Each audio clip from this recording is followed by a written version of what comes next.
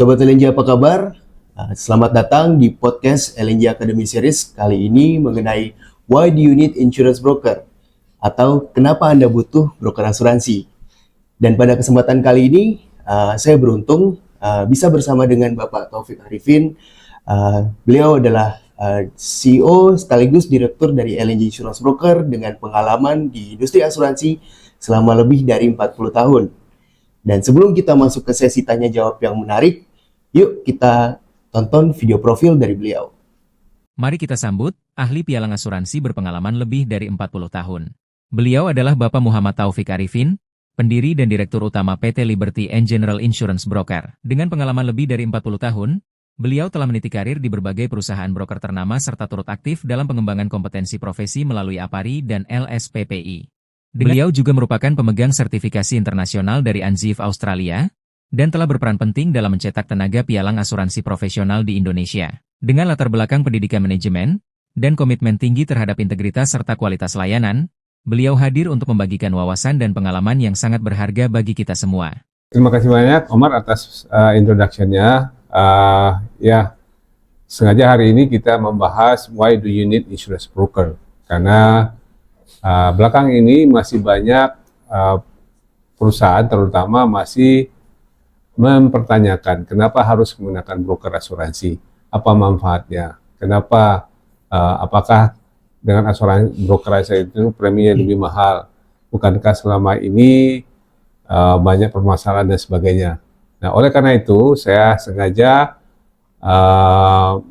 mengadakan sesi ini dengan meminta pertanyaan-pertanyaan yang sering dilakukan, yang sering dialami oleh teman-teman di broker asuransi. Oleh karena itu, hari ini ada 10 atau 11 pertanyaan yang common, yang lazim ditanyakan oleh masyarakat, khususnya para pengguna asuransi. Kita mulai sesi Q&A pada kesempatan kali ini. Pertanyaan pertama muncul dari Saudari Nisha, tim kita yang biasa handle untuk customer service kepada Nisha. Silakan. Baik, terima kasih Pak Taufik atas kesempatannya. Mungkin untuk pertanyaan pertama paling umum, paling yang biasa kita dengar, mungkin langsung kepada new klien kita. Apa sih perbedaan agen asuransi yang biasa kita lihat di common dan insurance broker sebagai yang dua-duanya hitungannya berperannya kurang lebih sama gitu. Jadi perbedaannya seperti apa? Oke, menarik sekali pertanyaan dari Nisa. Apa perbedaan agen asuransi dengan broker asuransi? Dua-duanya adalah disebut perantara asuransi, di mana perusahaan asuransi itu pada umumnya tidak menjual langsung produk asuransi mereka. Mereka menggunakan perantara. Nah, sebagian besar perantara itu berupa agen dan broker. Nah, sekarang pertanyaannya apa perbedaannya? Agen asuransi adalah perpanjangan dari perusahaan asuransi. Dia mewakili perusahaan asuransi yang diagennya. Untuk itu, sesuai dengan peraturan OJK di Indonesia, setiap agen itu harus membuat surat perjanjian kerja atau membuat kontrak dengan perusahaan asuransi. Dan dalam ketentuannya oleh OJK, satu agen asuransi hanya boleh memasarkan satu perusahaan asuransi. Misalnya, kalau dia agen asuransi Prudential, dia hanya boleh memasarkan asuransi Prudential. Kalau dia agen asuransi umum, misalnya asuransi Sentral Asia, dia hanya boleh memasarkan produk asuransi Sentral Asia. Dia tidak boleh memasarkan produk asuransi lain, karena itu melanggar peraturan dari OJK. Nah, sekarang bagaimana dengan broker? Broker tidak terikat kepada salah satu perusahaan asuransi manapun. Justru menurut OJK, broker itu harus mewakili nasabah yang nasabahnya untuk berhubungan kepada asuransi. Artinya, dia membela kepentingan nasabahnya. Sedangkan agen asuransi, dia membela kepentingan perusahaan asuransi di agennya untuk memasarkan. Itu penjelasan secara umum. Nah, perbedaan yang lebih mencolok lagi, broker asuransi hanya boleh berupa perusahaan. Dan untuk mendapatkan atau mendirikan perusahaan broker asuransi di Indonesia, itu minimal modalnya 5 miliar. Sedangkan agen nggak perlu. Cukup mendaftar jadi agen dari perusahaan asuransi, Anda bisa memasarkan asuransi. Tapi broker ada persyaratan modalnya, ada persyaratan administrasi lainnya, misalnya harus mempunyai 2 orang direktur, kemudian 2 orang komisaris, mempunyai tenaga ahli di bidang broker asuransi. Tenaga ahli bukan ahli-ahli asal ahli, tapi ada sertifikat keahliannya saja. Nah, saat ini untuk bisa mendapatkan sertifikat ahli level 5 misalnya sekarang di BNSP, itu paling tidak dia sudah meliputi 3 level pendidikan. 3 level pendidikan saja, kalau sebuah level itu memerlukan uang pendidikannya 5-10 juta, maka sudah paling tidak 30 juta rupiah hanya untuk bisa mendapat sertifikat sebagai seorang broker. Sedangkan agen nggak perlu. Itu. Nah, manfaatnya apa? Kenapa OJK mengharuskan broker itu punya modal? Kenapa broker OJK mewajibkan harus tenaga ahli? Karena urusan asuransi ini rumit. Karena banyak sekali nasabah yang kecewa ketika membeli asuransi. Kecewanya sudah beli, merasa sudah punya polis asuransi, tapi ketika terjadi klaim tidak dibayar. Nah, broker lah yang ditugaskan oleh pemerintah untuk memberi masukan, membimbing nasabah untuk mendapatkan jaminan asuransi yang terbaik. Kenapa? Karena broker sudah dilatih jadi ahli asuransi.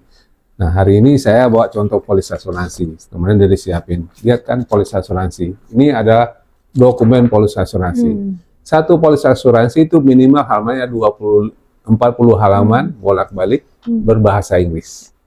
Nah, bayangkan kalau misalnya orang nggak tahu banyak tentang beli asuransi, hanya beli asuransi. Ini kertas. Nah, apa yang dijamin dalam polisnya mereka tidak tahu. Jadi itu bisa penjelasannya, mungkin nanti ada sesi berikutnya. Intinya adalah sama-sama agen dan broker itu perantara memasarkan perusahaan asuransi, jasa perusahaan asuransi. Kalau agen dia menempel kepada perusahaan asuransi dan dia hanya boleh menjual satu perusahaan asuransinya. Sedangkan broker dia berada di pihak nasabah dan dia tidak terikat kepada satu perusahaan asuransi manapun. Dia bebas memilih perusahaan asuransi yang mana yang cocok, yang bisa memberi jaminan seperti yang dibutuhkan oleh klien itu. Manfaatnya polis asuransi yang dibeli melalui broker itu lebih sempurna, lebih perfect sesuai dengan kebutuhannya. Sehingga kalau terjadi klaimnya kemungkinan besar itu bisa dibayar. Siap. Luar biasa pertanyaannya dari saudari Nisha tadi. Gimana kita, ini memang isu yang paling sering banget ditanya sih sama klien-klien kita biasanya, di mana mereka tuh gak cukup aware sama peran asuransi dan broker. Di sini itu terjawab banget tadi poin-poin apa aja yang memang membedakan kita dari entitas-entitas yang lain gitu, dimana kita ini terlindungi OJK itu salah satunya gitu. Itu adalah poin besar banget supaya industri ini tuh benar-benar terjamin dan terlindungi. Oke, kita lanjut ke pertanyaan nomor 2. Kali ini penanya dari Ibu Meli. Bu Meli adalah seorang senior manager dengan dedikasinya selama beberapa tahun di business development. Mungkin dari business development banyak sekali pertanyaan-pertanyaan yang muncul khususnya dari digital marketing. Boleh kepada Bu Meli, kami persilakan. Terima kasih Pak Taufik dan Omar atas kesempatannya.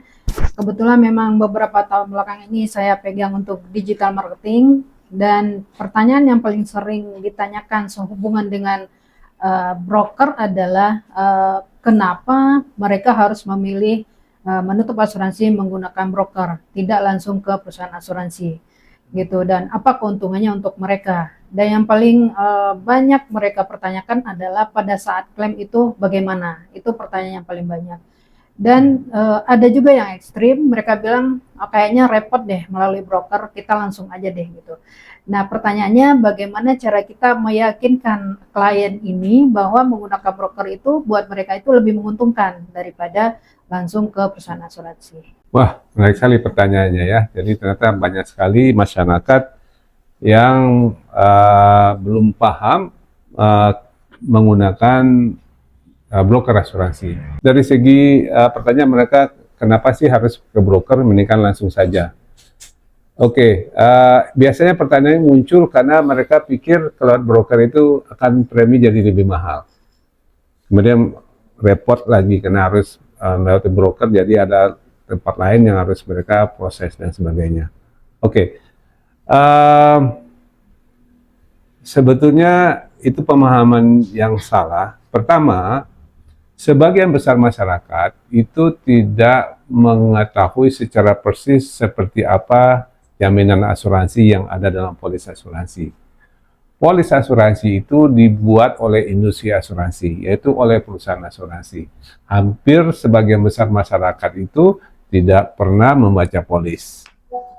Seperti saya jelaskan tadi, ini ada 3 polis di sini, ada polis property, ada polis construction, ada polis liability, ada polis cargo. Masing-masing polis asuransi ini itu lebih kurang 30-40 halaman bolak-balik berbahasa Inggris. Pertanyaannya, kapan Anda sebagai nasabah baca polis? Kalaupun Anda bisa berbahasa Inggris, saya yakin Anda bisa berbahasa Inggris, tapi belum tentu memahami bahasa hukum yang ada di dalam polis asuransi. Ada persyaratan, ada ketentuan, ada pengecualian, ada limitasi, iya tapi enggak, yes but not, excluded, dan sebagainya. Bahasanya, bahkan ahli hukum pun tidak banyak ahli hukum yang spesialis memahami kontrak asuransi. Di Indonesia hanya secara nggak ada 10 orang. Salah satunya ada komisaris kita Pak Abdul Aziz. Karena Pak Abdul Aziz latar belakangnya orang asuransi, broker asuransi. Jadi dia khatam isi polis asuransi. Tapi pengacara lain, ahli hukum lain, saya yakin tidak sepaham orang saya. Nah, sedangkan broker asuransi justru memang pelajarannya bertahun-tahun adalah membaca isi polis. Kemudian tidak hanya membaca, broker asuransi itu diuji oleh polis itu. Sering sekali terjadi klaim. Setiap ada klaim, setiap dapat pelajaran. Setiap ada klaim. Kita misalnya LNG ini sekarang rata-rata seminggu itu 1 kali klaim. Mau ngeberin kargo, mau alat berat, mau project, dan sebenarnya ada klaim. Dan kita harus membaca polis. Dan kita belajar setiap polis. Kalau misalnya ada misalnya polis yang dulu itu ternyata itu ada masalah ya. Kalau ada masalah kita harus rubah klausulanya ini kurang pas. Untuk klaim berikutnya kita sesuaikan polis itu dengan kemudian, asuransinya ini polisnya benar, klausulnya benar, tapi asuransinya klaimnya nggak dibayar-bayar. Ternyata perusahaan asuransinya memang lagi bermasalah dengan keuangan. Ya. Nah, kita tahu, jadi kalau begitu kita kedepannya nggak lagi menggunakan perusahaan asuransi ini. Ingat, Indonesia ada 70 perusahaan asuransi. Itu keuangannya berbeda-beda dan wajar saja. Ada yang sehat, sehat banget. Ada yang lagi sakit, ada yang makan sedang bermasalah dengan keuangan. Nah, broker memilihkan perusahaan asuransi yang terbaik pada Anda. Nah, kemudian orang beli asuransi, kalau orang yang berpikir benar, dia membeli asuransi itu untuk melindungi dirinya kalau terjadi klaim. Ya kan? Nah, ketika terjadi klaim, disitulah peran penting broker asuransi. Apa yang dilakukan broker asuransi adalah ketika klaim dilaporkan, broker asuransi akan meminta informasi tentang klaim itu. Ya kan? Nah, kemudian meminta dokumen-dokumen yang perlukan, misalnya foto, perkiraan biaya, penyebabnya, dan sebagainya. Kemudian broker memproses itu ke perusahaan asuransi.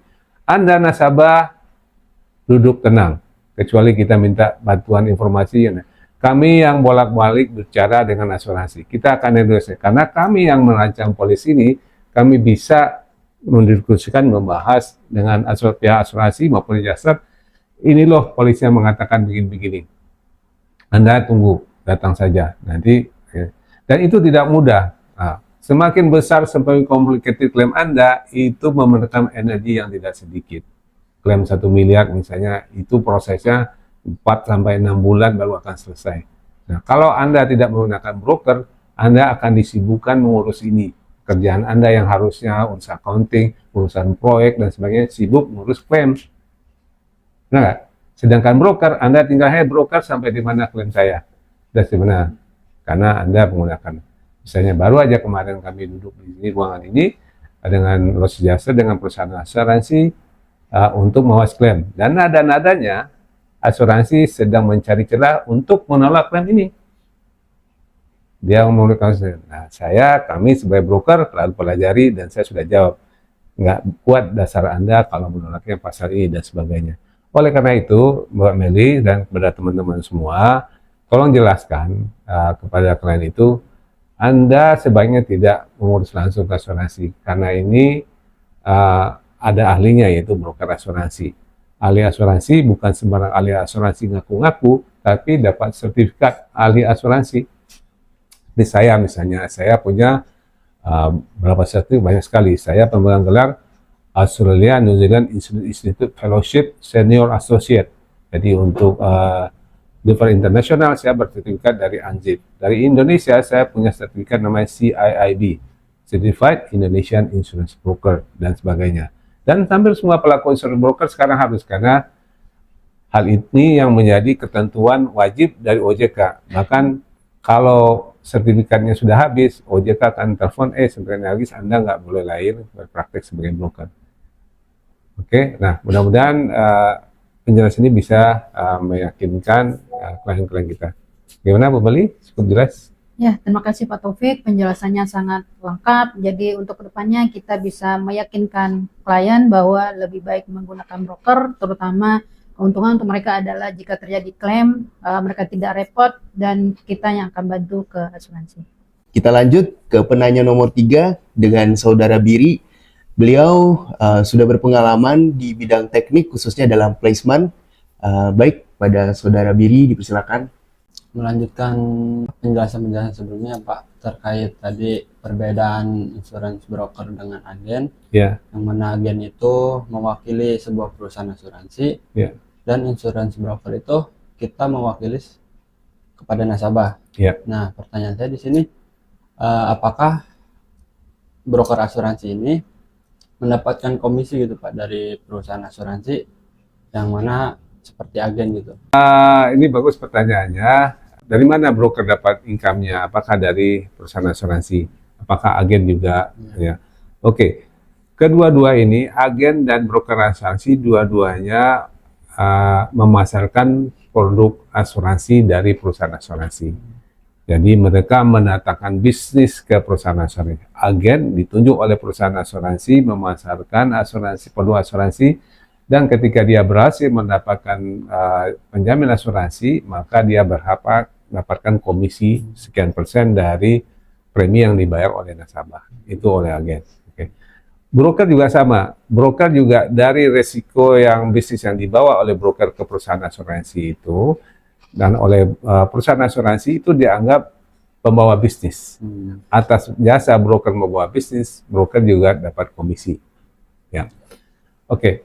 Lalu apa bedanya? Kalau komisi yang didapatkan oleh agen itu adalah untuk agennya sendiri.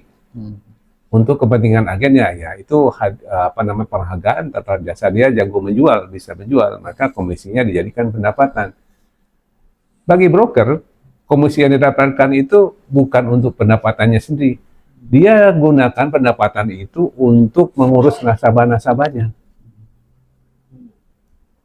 Jelas ya? Agen dapat komisi 1 juta, agennya alhamdulillah saya sudah dapat komisi 1 juta. Ya kan? Kalau broker dapat 1 juta, entar dulu, ini kliennya kalau ada klaim siapa yang ngurus? Kalau klaim nanti ada apa-apa dia ngurus. Terus kalau nanti ditelepon OJK dia harus lapor. Bagaimana ini OJK suruh dia pendidikan, dari mana dia menggunakan pendidikan itu?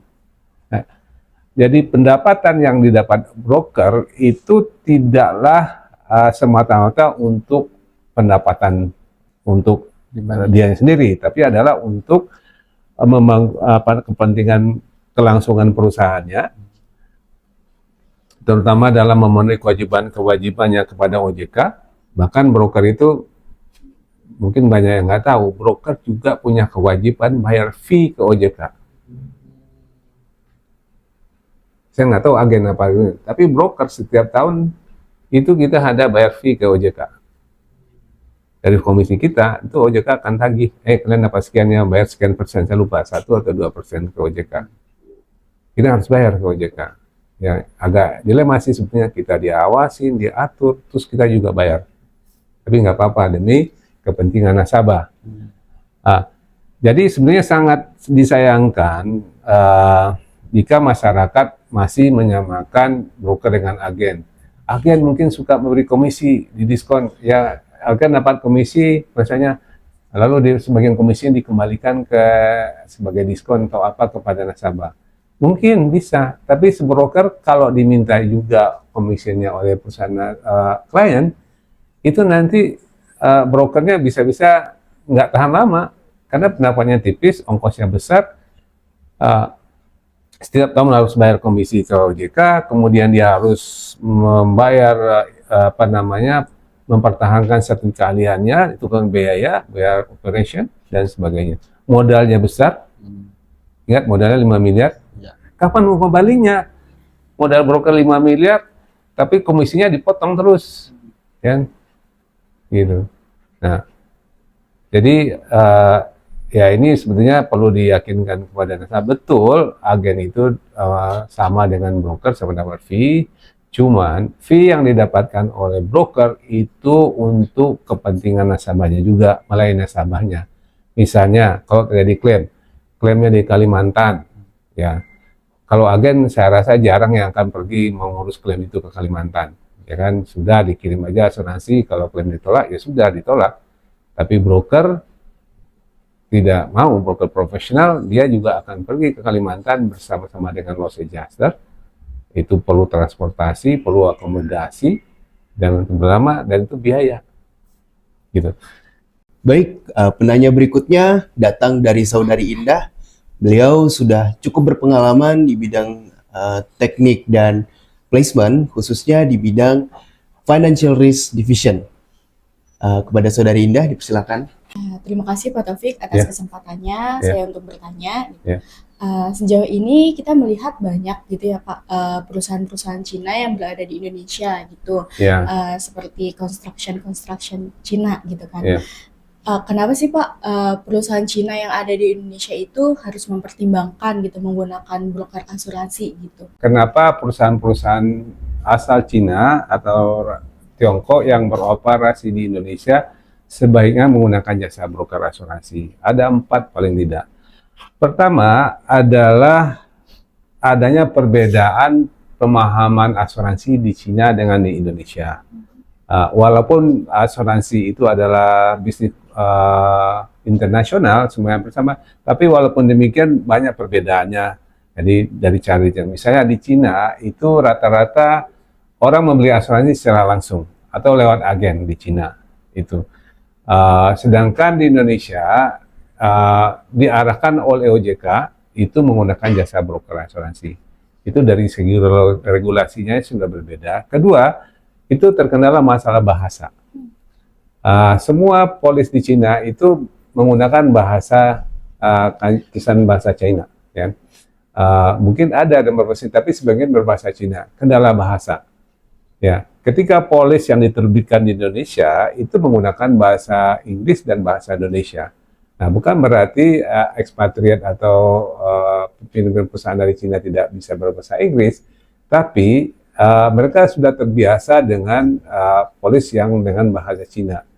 Nah, yang kedua adalah itu bahasa. Yang kedua adalah yang berikutnya adalah masalahnya adalah penjelasan tentang polis asuransi. Ya, perlu ada orang yang membantu menjelaskan jaminan asuransi itu kepada pimpinan perusahaan berasal dari Cina. Ya, nah kalau agen yang kita tahu sudah pelajaran, agen bukanlah ahli asuransi. Nah ini mohon maaf bukan perbedaan, tapi inilah yang resmi dari OJK. Agen bukanlah ahli asuransi, agen adalah penjual asuransi, perpanjangan dari perusahaan asuransi. Ahli asuransi adalah broker asuransi, ya, karena broker asuransi itu sudah melalui proses pendidikan yang panjang, yang bertahap-tahap sehingga sampai mereka mendapat sertifikat broker asuransi. Di Indonesia menurut BNSP minimal seorang broker asuransi itu pendidikan levelnya level 5 disebutnya, baru dianggap sebagai broker asuransi. Tapi untuk bisa mencapai jenjang level 5 itu, dia harus melalui pendidikan Ajun Pialang Asuransi. Itu pelajaran minimal 1 tahun. Kemudian ahli pialang asuransi itu sekitar 1 tahun. Kemudian dia belajar lagi 1 tahun lagi namanya apa ya, ahli pialang asuransi. Baru dari situ dia baru boleh ikut ujian level 5. Panjang sekali untuk bisa menjadi seorang ahli di bidang broker asuransi. Nah, oke. Nah, sedangkan perusahaan Cina rata-rata mereka baru masuk ke Indonesia, ya. Mereka belum tahu persis seperti apa bisnis asuransi di Indonesia. Oke. Oleh karena itu, dengan menggunakan jasa broker asuransi, mereka dapat pengarahan penjelasan yang komplit, yang komprehensif tentang jaminan asuransi yang ada di Indonesia. Yang ketiga, ada yang berikutnya, saya lupa 3 atau 4, ada peraturan permodalan. Nah, mungkin mereka akan kaget. Perusahaan-perusahaan asuransi Cina itu modalnya miliaran dolar. Ada yang seperti Ping An mungkin udah 20 miliar dolar dan modalnya. Nah, bagi perusahaan ini permodalan itu sangat penting karena dengan modal itu perusahaan asuransi menunjukkan kemampuannya jika terjadi klaim. Oke, kalau perusahaannya miliaran dolar, kalau klaimnya 1 juta, 2 juta dolar, dia ada uang untuk membayarnya. Walaupun ada mekanisme asuransi, tapi paling tidak secara kesehatan dia mampu membayarnya. Sedangkan di Indonesia, permodalan asuransi Indonesia bahkan hanya beberapa saja yang di atas 1 triliun. Saya rasa mungkin nggak sampai 10 atau berapa, 1 triliun rupiah. Sisanya di bawah 1 triliun. Bahkan banyak yang ratusan miliar dolar. 1 miliar rupiah, itu berarti hanya puluhan juta dolar, 10 juta. Nah, kalau perusahaannya harganya 10 juta dolar, 50 juta, 100 juta dolar, kalau perusahaan kebakaran pabriknya misalnya yang 1 juta dolar, ini perusahaan asuransi yang modalnya 10 juta dolar ini, yang perusahaan kecil ini, bisa nggak membayar klaim itu? Kan?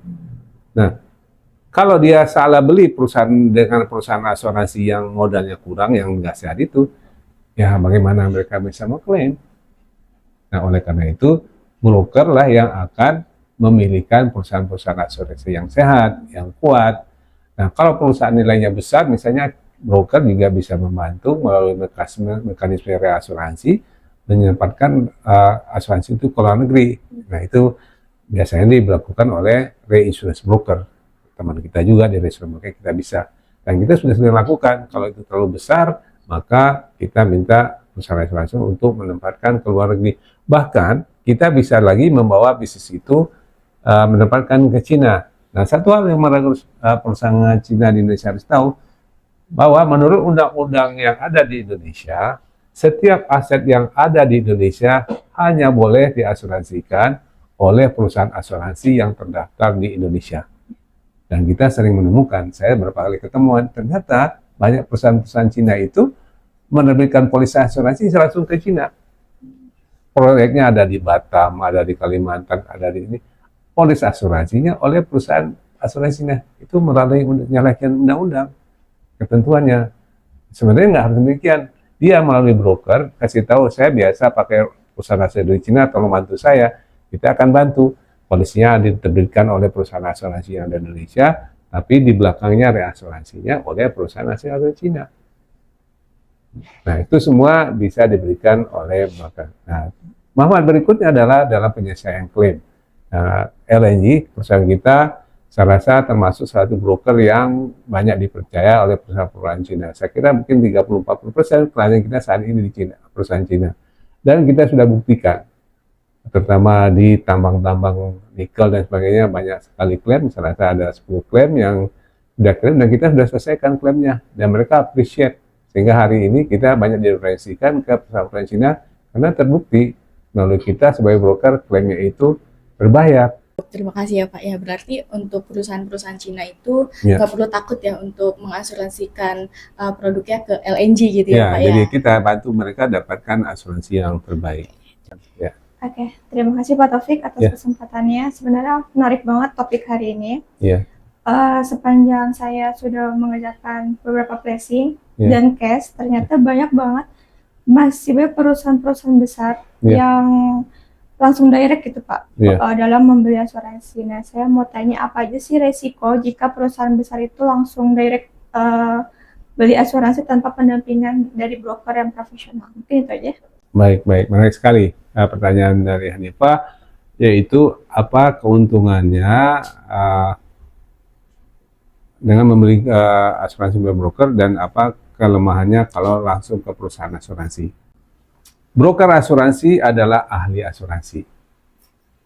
Ahli asuransi artinya dia menguasai seluk-beluk perasuransian, apa saja yang dijamin, apa yang tidak dijamin, apa yang boleh, apa yang tidak, sehingga broker asuransi itu bisa memastikan bahwa polis asuransi yang dibeli itu valid, berlaku.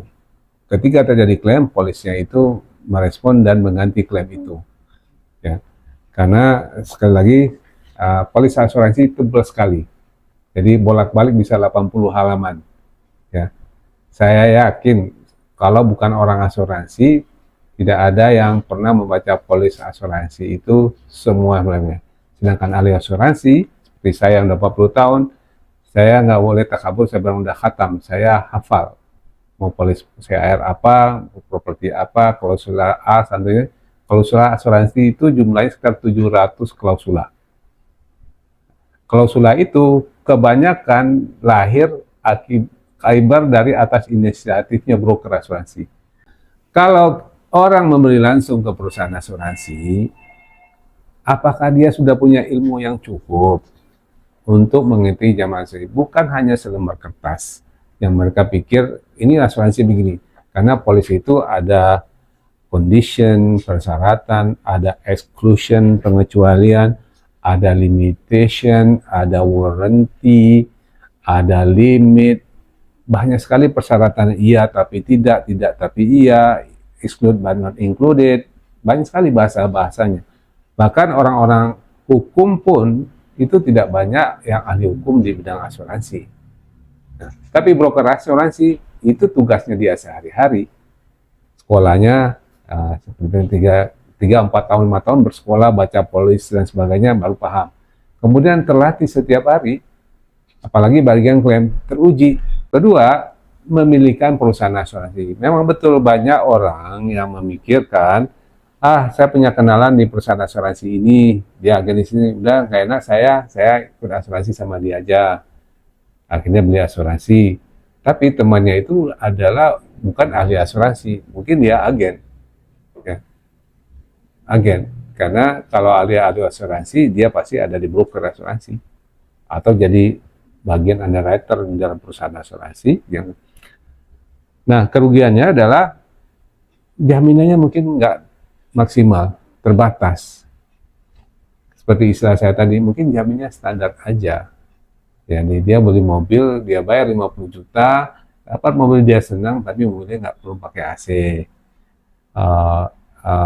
Mungkin bannya jelek, licin, dan sebagainya. Sedangkan kalau melalui broker, covernya itu lengkap. Kalau lengkap, berarti bisa mendatangkan keamanan. Wah, saya nggak ragu, karena saya udah pakai broker profesional, izinnya ada, diawasi oleh OJK, tenaga ahli yang saya kenal, berpengalaman. Oleh karena itu saya yakin polis asuransi saya mengcover. Jangan takut ada preminya lebih mahal. Justru kita bisa memilihkan premi yang kompetitif. Karena apa? Karena broker bisa menghitung premi yang wajar. Kita tahu, ada analisanya, dan kita juga tahu memilih perusahaan asuransi yang kompetitif. Ya. Dan rata-rata polis asuransi yang dibeli lewat broker itu preminya lebih rendah. Covernya lebih luas. Dan klaim-klaimnya dibayar. Kita bulan lalu baru saja bantu menyelesaikan klaim kita. Menyelesaikan klaim, ini bukan klaim kita, dia beli langsung ke perusahaan asuransi. Nah, oke, ini contoh case ya.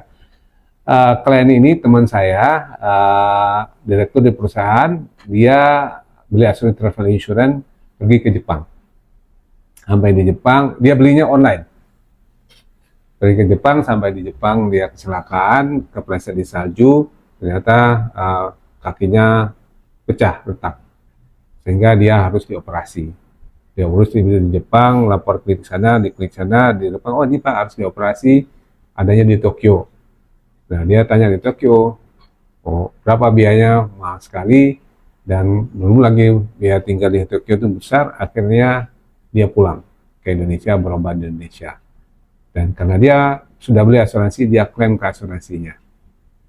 Nah, setelah dia lapor, sudah terkasih, asuransinya cuma bilang, kita hanya bisa klaim itu Bapak berobat ketika di Jepang aja, sekitar 20 juta.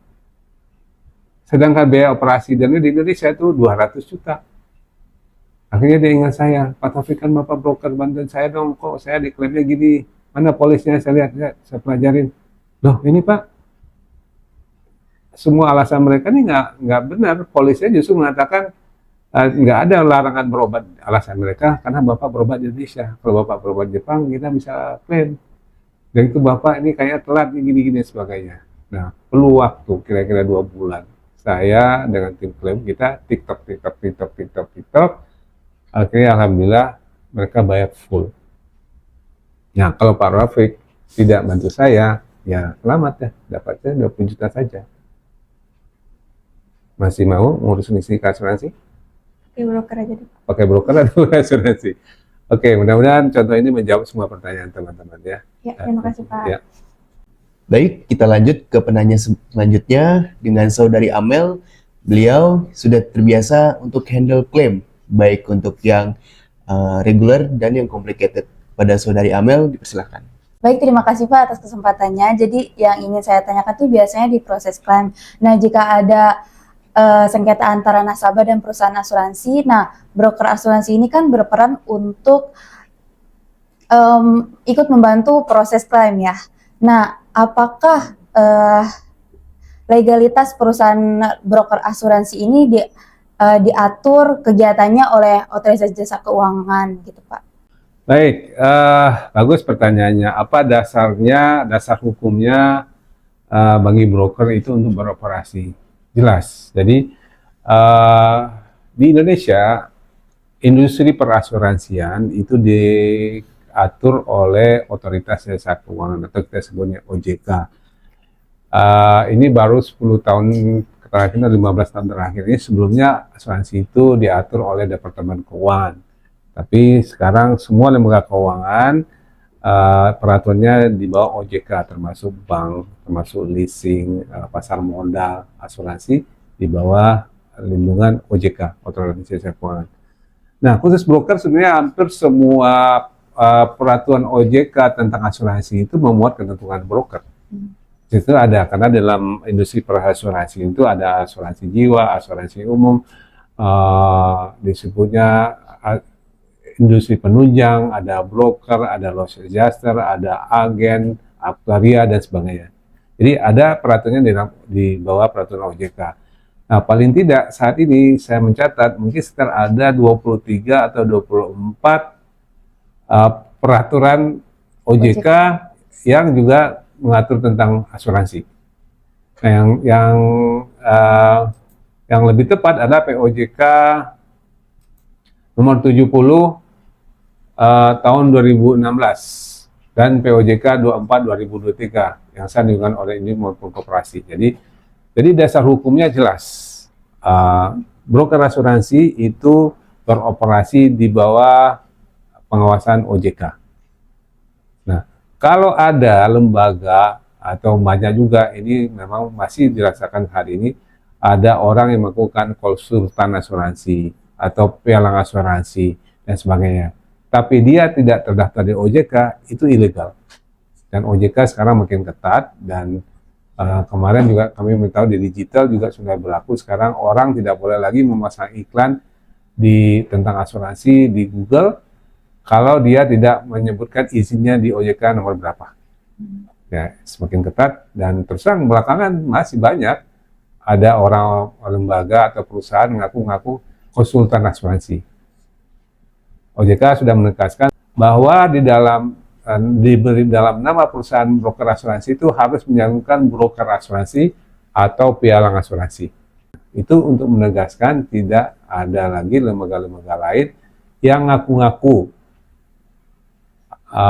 ahli asuransi, agen-agen asuransi gitu. Oke, posisi kita sangat tegas karena diatur oleh OJK keberadaan kita, bahkan secara nggak langsung kalau saya mengartikan bahwa sebaiknya nasabah itu pakai broker. Karena OJK tahu polisi asuransi itu complicated dan tidak biasa. Ini polis asuransi. Ini polis asuransi property or risk. Jadi property or risk ini untuk gedung, hotel, apartemen, ini polisnya seperti ini. Halamannya 25 halaman. Berbahasa Inggris. Berbahasa Inggris menggunakan hukum. Hukumnya pakai hukum Inggris. Hukum yang ditentukan 1600 tahun 1600 bahasanya ini.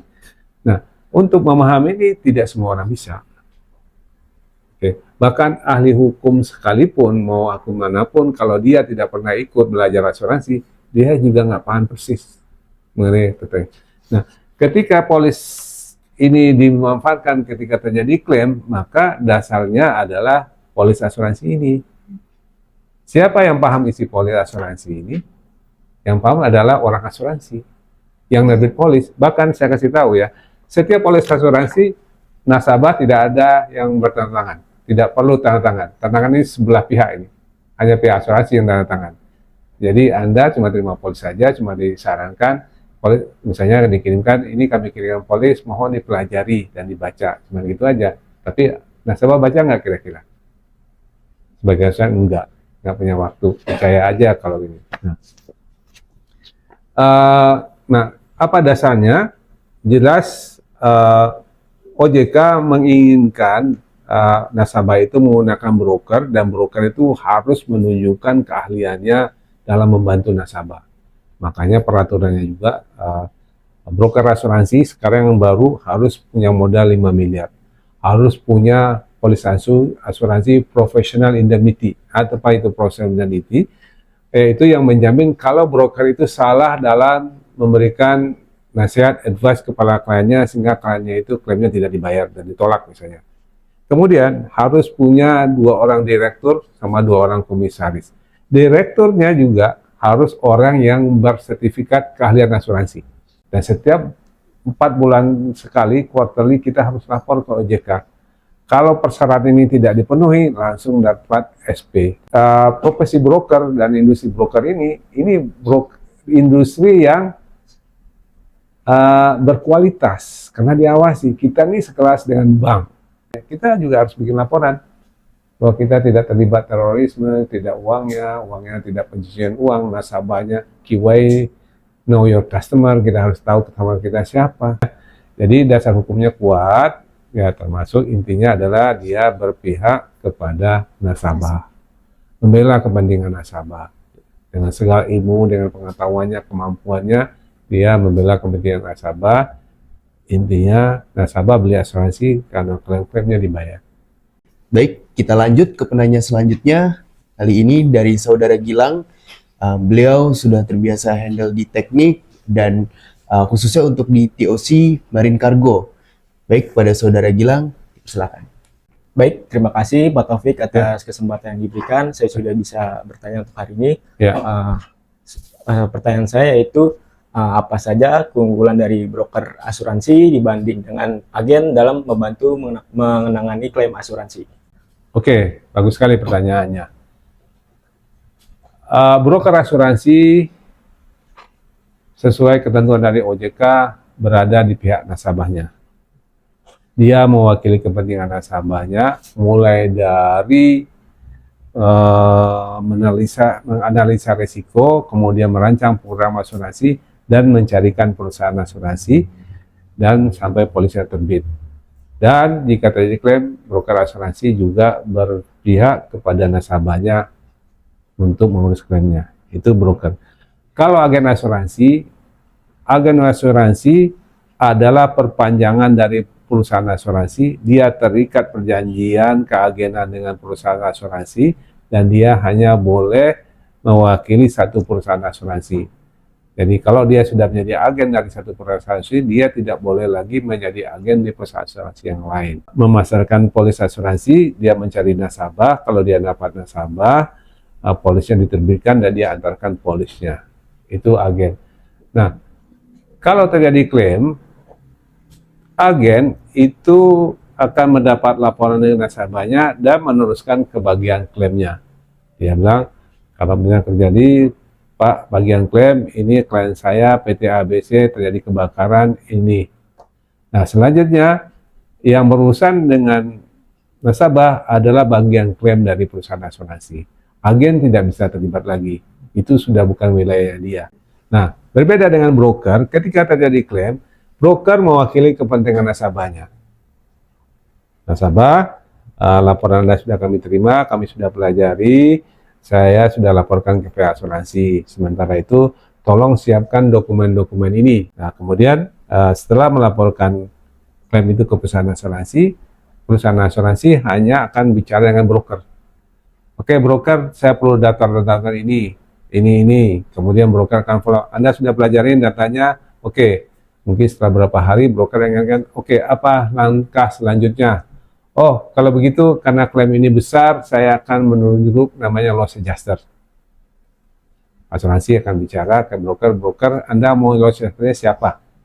Karena biasanya broker dalam polisi itu sudah menominasikan daftar loss adjuster yang akan. Siapa loss adjuster? Adalah pihak independen yang ditunjuk oleh perusahaan asuransi untuk menyelesaikan klaim. Biasanya perusahaan asuransi itu kan tenaga kerjanya terbatas. Dia punya klaim itu mungkin 10 orang. Kalau ada 10 klaim, dia harus survei kemana-mana di Indonesia, nggak ada orang di kantornya. Jadi untuk mengembangkan pekerjaan itu, mereka menunjuk pihak ketiga namanya loss adjuster. Broker akan berkomunikasi dengan loss adjuster. Loss adjuster, kami dengar Anda ditunjuk, kami adalah brokernya, Anda kalau perlu informasi, hubungin kami. Hanya komunikasi antara broker dan loss adjuster. Nah, kemudian kalau loss adjuster bilang, saya mau survei, mau lihat kejadiannya seperti apa. Broker akan melakukan survei, dan broker yang profesional itu akan menemani loss adjuster survei. Karena nanti ada pertanyaan-pertanyaan yang akan ditanyakan loss adjuster yang kemungkinan nasabah itu nggak bisa jelaskan atau nggak takut apa yang dijelaskan. Sedangkan broker itu bisa menjelaskan sehingga penjelasan yang diberikan oleh broker bersama dengan klien itu sesuai dengan yang diharapkan atau menjawab pertanyaan dari loss adjuster. Nah, dengan demikian prosesnya lebih mudah. Nah, beda dengan agen, karena agen nggak boleh ikut-ikutan urusan klaim, sehingga boleh ikut, boleh cuma nyambung-nyambungin, tapi bicara merekomendasikan, membantah, agen no way. Jadi yang terjadi nanti kalau tidak pakai broker, bagian klaim menunjuk loss adjuster, dengan loss adjuster survei ke lapangan, berhadapan langsung dengan nasabah dan jelas itu penjelasannya nggak lengkap, nggak tahu apa yang menjelaskan. Sebagian ada, sebagian besar tidak. Bahkan bisa menjelaskan sesuatu yang mencurigakan. Itu bisa jadi panjang urusan. Bisa-bisa karena informasi yang salah, klaimnya bisa ditolak. Sementara loss adjuster mereka independen. Dia nggak bisa juga bantuin nasabah, Pak harus siapnya begini. Enggak. Sedangkan kalau melalui broker, brokernya yang, kalau datanya memang ada, nanti broker yang membimbing.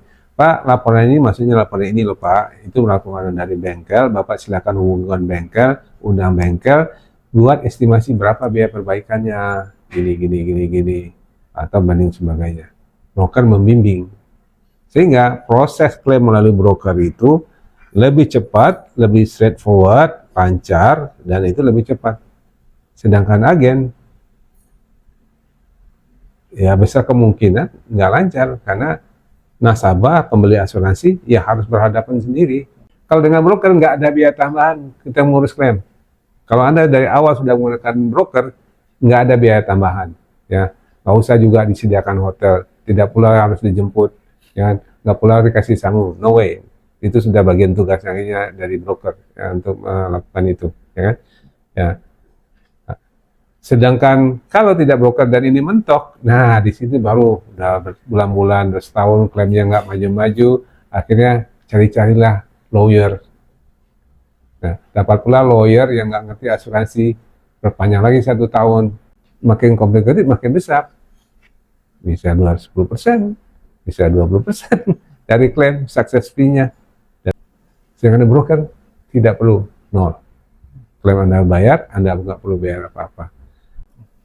Itu gila, cukup jelas. Baik, terima kasih Pak Taufik, penjelasannya cukup jelas. Mungkin ini juga dapat membantu calon-calon klien kita yang bingung nih antara milih broker asuransi atau agen. Baik, lanjut kita ke penanya selanjutnya, yaitu dengan Saudari Indi. Beliau sama seperti yang sebelumnya, sudah terbiasa untuk client services. Dari pengalamannya, mungkin ada yang bisa di-sharing pada kesempatan kali ini? Sebelumnya terima kasih Pak Taufik atas kesempatannya di Q&A series hari ini. Masih membahas mengenai peran broker asuransi.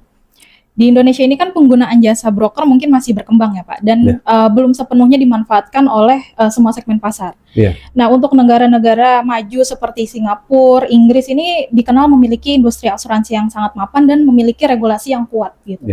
Lalu sebenarnya bagaimana sih Pak praktek penggunaan broker asuransi itu di negara-negara maju seperti Singapura dan Inggris? Baik, wah ini menarik sekali pertanyaan dari Indi.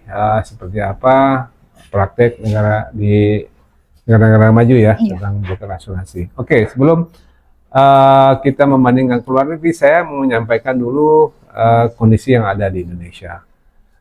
Menurut laporan dari Aparindo Asuransi Indonesia, Aparindo Asosiasi Perusahaan Pialang Asuransi Indonesia setahun yang lalu, itu porsi bisnis asuransi yang sudah menggunakan broker itu sekitar 31-32%.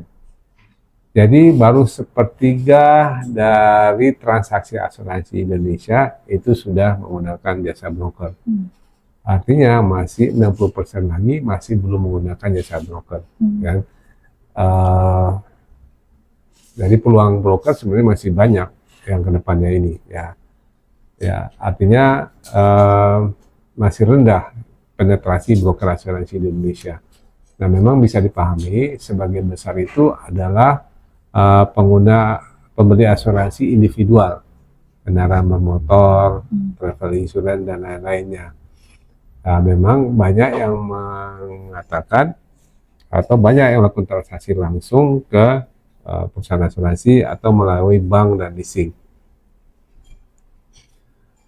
di Indonesia. Jadi seharusnya saya pun punya ide bagaimana tetap sebaiknya walaupun mereka beli langsung, perusahaan leasing itu tetap menggunakan jasa broker sebagai advisor dan technical.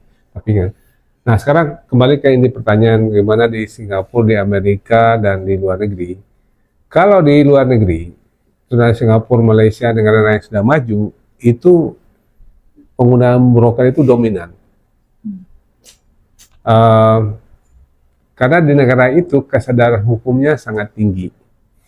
Jadi sebenarnya kesadaran hukumnya sangat tinggi, mereka takut kalau mereka salah menggunakan hukum atau di-refer ke kondisi persyaratan mana, klaimnya ditolak. Ya, seperti yang saya sampaikan, ini contoh polis asuransi tebal sekali, 40-50 halaman, dan itu adalah perjanjian hukum, persyaratan-persyaratan. Ya. Nah, yang tahu persis tentang apa saja persyaratan yang harus dipunyai itu adalah ahli asuransi, yaitu broker asuransi. Nah, oleh karena itu dari segi hukum itu ada dua negara kalau polis asuransi itu akan mengecualikan, USA dan Kanada. Di Amerika dan Kanada itu kesadaran hukumnya sangat tinggi, dikit-dikit bisa bermasalah, sedikit-sedikit orang bisa terkena denda, terkena tanggung jawab hukum. Jadi mengembali pertanyaannya ini tadi, di luar negara maju itu peran broker itu sangat penting, sudah menjadi suatu kebutuhan. Makanya broker-broker asuransi berkembang pesat di luar negeri. Ya, mudah-mudahan di Indonesia juga demikian. Ya. Terima kasih banyak Pak atas penjelasannya. Harapan kita sih praktik-praktik tersebut bisa menjadi inspirasi juga ya Pak, dan sepenuhnya bisa dimanfaatkan oleh semua segmen pasar di Indonesia. Baik, kita lanjut ke pertanyaan berikutnya oleh Saudara Raldi. Beliau berpengalaman dalam menghandle berbagai jenis case, big case yang berjalan sampai saat ini. Kepada Saudara Raldi, dipersilakan. Baik Pak, sebelumnya terima kasih sudah diberikan kesempatan untuk bertanya. Saya ingin bertanya, untuk membuat atau membangun suatu perusahaan broker asuransi kan tentunya butuh perizinan ya.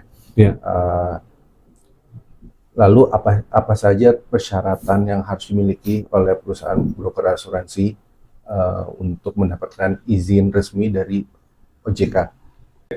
Baik, Saudara Dadi menanyakan bagaimana persyaratan yang diperlukan untuk mendirikan sebuah perusahaan broker asuransi. Saya lupa POJK nomor berapa, tapi dari POJK yang terbaru kalau saya keluar 2024 ada persyaratan-persyaratan baru dalam mendirikan industri asuransi termasuk broker asuransi. Nah, salah satunya persyaratannya pertama harus modal. Modal harus disetor dan harus ada di rekening bank, itu 5 miliar untuk perusahaan baru. Modal itu 5 miliar dan modal ini tidak boleh berkurang. Jadi setiap 4 bulan dicek apakah modal ini masih ada atau tidak. Kedua, mempunyai 2 direksi dan 2 komisaris. Jadi 2 direksi, direksinya harus orang yang sudah mempunyai sertifikat level 6 minimal dari BNSP. Nah, untuk bisa punya sertifikat level 6 berarti dia sudah punya portfolio, punya sertifikat CIIB, pengalaman kerja, dan sebagainya. Nah, biasanya itu bisa level 6 itu minimal 5 tahun sampai 10 tahun pengalaman. Kemudian mereka harus punya tenaga ahli. Tenaga ahli yang dianggap tenaga ahli adalah seseorang yang punya level 7 di bidang perasuransian. Biasanya kalau level 7 itu udah lebih senior, mungkin pengalaman 10 sampai 15 tahun minimal, dia menjadi tenaga ahli. Nah, tenaga ahli itu bisa, kayak saya ada tenaga ahli di LNG. Saya direktur, tapi tenaga ahli itu bisa dirangkap. Jadi bisa di antara direktur tadi atau komisarisnya sudah menjadi tenaga ahli. Kemudian setiap broker saat ini minimal punya 2 orang level 5. Punya 1 orang level 6, level 7. Itu persyaratannya. Setelah itu dia harus menjadi anggota asosiasi di Indonesia. Asosiasi broker itu APARindo. Itu sih pesan administrasinya. Nah, cuma gambarannya dengan adanya modal 5 miliar itu, modal 5 miliar itu praktis tidak bisa digunakan. Jadi untuk operasional ada uang lagi, uang operasional tergantung usaha besar Anda. Kalau misalnya operasional 250 juta, berarti setiap bulan harus punya cash flow 250 juta. Idealnya sekarang kalau broker baru modal 5 miliar, punya uang juga 5 miliar untuk operation. Jadi minimal 10 miliar kalau mau broker baru. Dan sudah harus punya bisnis yang cukup. Gitu. Oke, teman-teman LNG Academy hari ini, semoga pembahasan kita Why do you need an insurance broker itu menjawab sebagian besar pertanyaan-pertanyaan dari customer, dari masyarakat, bahwa menggunakan broker asuransi itu justru menguntungkan. Anda punya polis asuransi yang bisa diandalkan. Apa itu hasilnya diandalkan? Ketika musibah terjadi dan Anda mengalami kerugian, polis asuransi Anda menggantinya. Karena jaminannya sudah sempurna, sudah benar oleh perusahaan asuransi yang disediakan oleh broker. Oke, sampai jumpa. Assalamualaikum warahmatullahi wabarakatuh.